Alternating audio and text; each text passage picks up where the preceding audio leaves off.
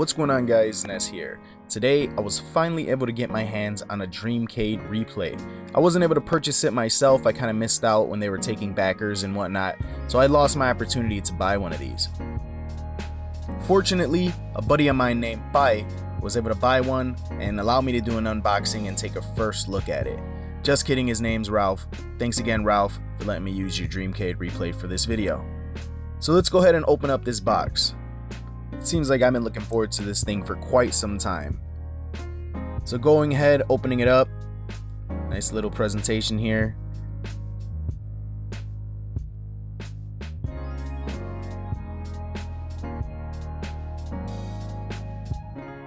We have the quick start guide.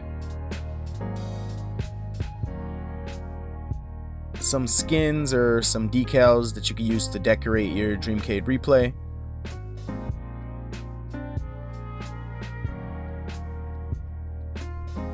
The Dreamcade itself.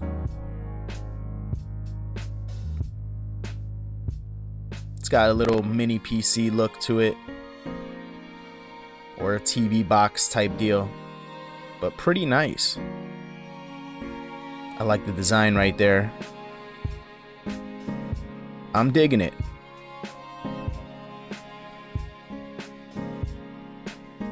We have the North American adapter for the power supply.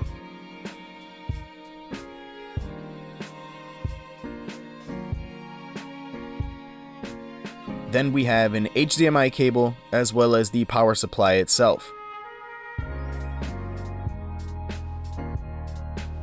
So let's take a closer look at the actual Dreamcade.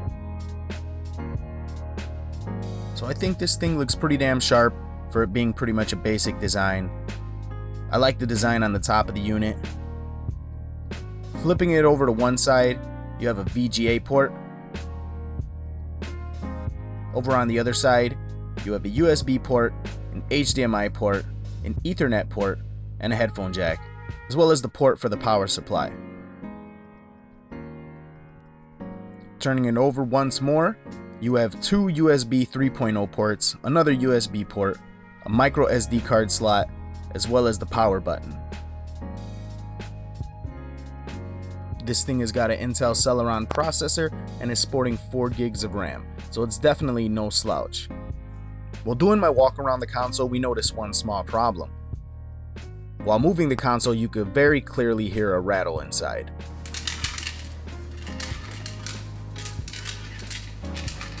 So Pai went ahead and contacted the company and asked if we could go ahead and open it up without voiding any warranty or whatnot.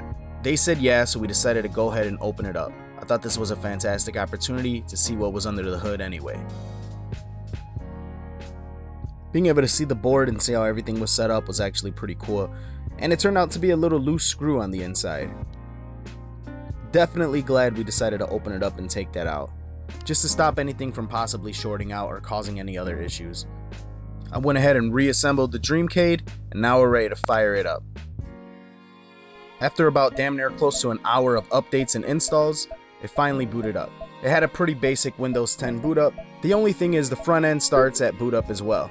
So this is the front end of the console. I must say I actually really like it.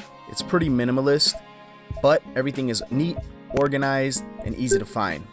It has a multitude of settings that you can use to customize to your liking.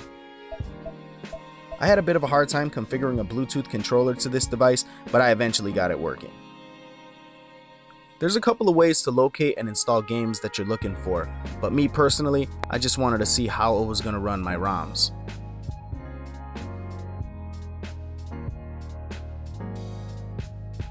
Now, to play your own ROMs on this thing, I had to stick an SD card into the system. It automatically generated folders for me.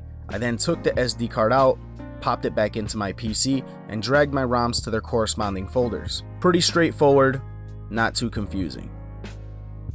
So throughout this thing's campaign, it was constantly hinted that this thing was extremely user-friendly.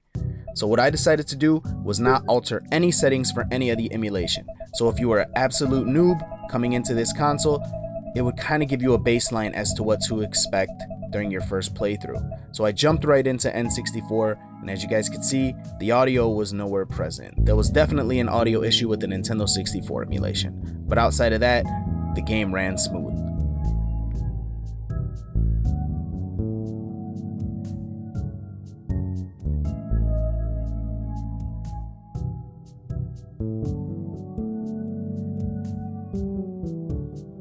Switched over to some Neo Geo, playing some Metal Slug, and it ran it flawlessly. Mission 1, start.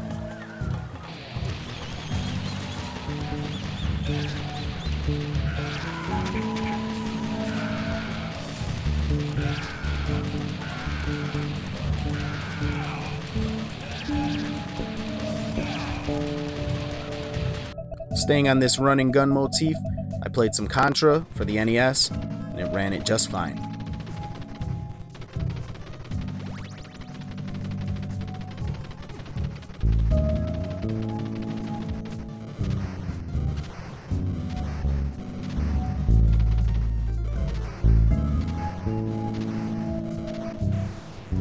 Wanting to see how it would perform with a game that ran on a 3D space, I decided to try Tekken 3 for the PlayStation 1.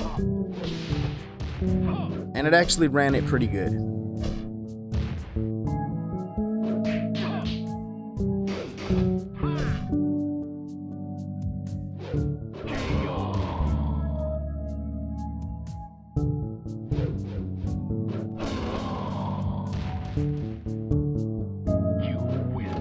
Here I'm playing this little PSP mini called Charge Tank Squad. A fun, neat little game that I used to enjoy playing on the PlayStation Portable, and it runs it just fine on the Dreamcade Replay.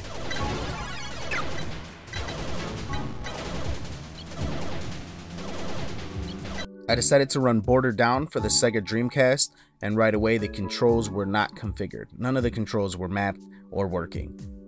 I was about to go ahead and map the controls, but then I remembered that this was supposed to be only a first impression video, and I wanted to go in there bare bones, so I decided to just back out of the game. So the Dreamcade Replay. I feel like it's an ambitious little console. We've waited quite some time for this thing to come out, and it definitely has a lot of options available to you. It's not as noob friendly as they made it seem in the campaign, but it's still pretty straightforward and easy. You do need a little tiny bit of know-how, but once you get it going, it's pretty much smooth sailing. I cannot state the claim that this is the best option for a retro emulation console. It's a fantastic option, but it's not my preferred option. Still, nonetheless, I definitely enjoyed my time with the Dreamcade Replay, and maybe sometime in the future, I'll get my hands on my own, or if not, I'll pop in on Ralph and mess with his a little bit more and see what else we could get this thing doing. Hope you guys enjoyed. Until next time, this is Ness, signing out.